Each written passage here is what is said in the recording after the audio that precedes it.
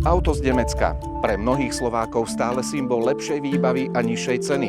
Lenže presne v tomto momente sa začína príbeh, ktorý má ďaleko od lesklého autobazárového sna.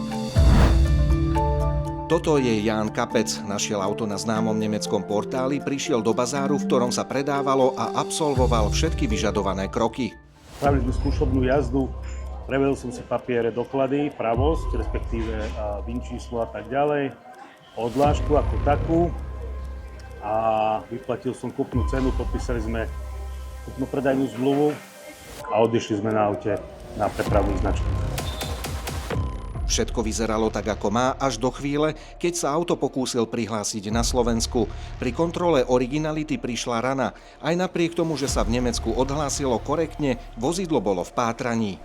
Následne mi bolo zaistené hliadkou, bolo mi odňaté. Vozidlo sa v Nemecku ocitlo v pátraní asi mesiac predtým, ako ho pán kúpil. Z auta za 1000 eur sa v sekunde stal dôkazný predmet z kupujúceho, ktorý si preveril papiere a podpísal zmluvu, zas človek v právnom vákuu. Auto je fuč, peniaze sú fuč a odpoveď, kto za to nesie zodpovednosť, stále visí vo vzduchu. No, mám obavy. Bojím sa, že prídem o to auto a zodpovednosť ostane niekde vo vzduchu. A toto nie je ojedinelá historka jedného nešťastného kupujúceho.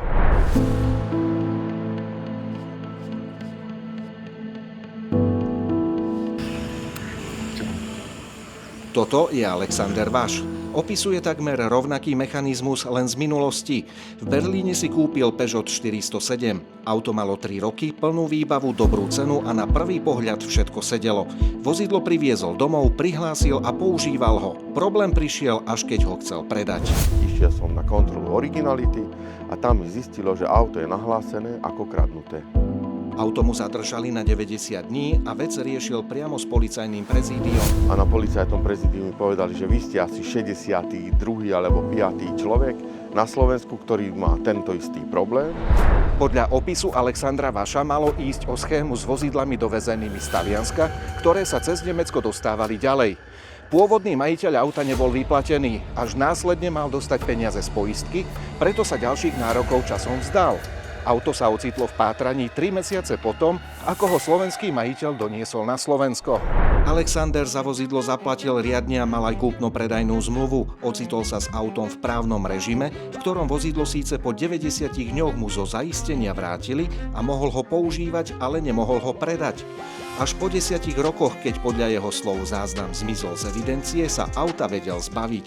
Z policajného prezídia som dostal správu, že áno, bude to prezentované na spoločnej akcii v Bruseli, kde zasadnú všetci z každého štátu jeden predstaviteľ polície a že vyberú to z toho programu, dali aj žiadosť, oni podali žiadosť, potom to urgovali, lebo vozidlo bolo z Talianska, nie z Nemecka, oni ho doniesli z Talianska, len údajne nevyplatili majiteľa a plus ešte si nárokovali peniaze aj z poisťovne. Ja som s vozidlom behal, nevedel som ho predať a po 10 rokoch automaticky vozidlo vybrali z tej evidencie, lebo ono sa to maže. Každých 10 rokov sa mažú tieto záznamy.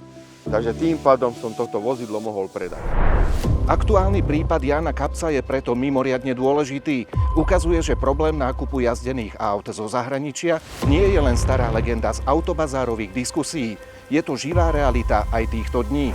Krajské riaditeľstvo policajného zboru v Banskej Bystrici k prípadu uviedlo, že o ďalšom postupe rozhoduje útvar, ktorý pátranie vyhlásil. Slovenský útvar, ktorý vozidlo zaistil, podľa stanoviska nevedie objasňovanie skutku krádeže ani predaja motorového vozidla.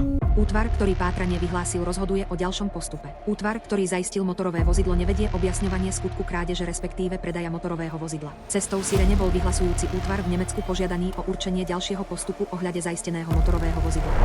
Čiže slovenská polícia auto zaistí, ale rozhodujúci kľúč môže držať zahraničný útvar, ktorý pátranie vyhlásil. Kupujúci musí čakať bez auta aj bez peňazí a často aj bez jasného vinníka na dosah. Je to nejaká skupina, ktorá akože šeftuje s autami. Asi sú to podvody aj na poisťovni, aj s autami, aj s ostatnými takými záležitostiami, s ktorými som ja napríklad ani nepočítal, ani ma to nenapadlo, že takéto niečo môže byť. Kupoval by si ešte niekedy auto takto v nemeckom bazári? Nie, nikdy v živote. Prípadu Jána Kapca sa ešte budem venovať. Moje postrehy a zistenia zverejňujem aj na mojej stránke bodor.tv.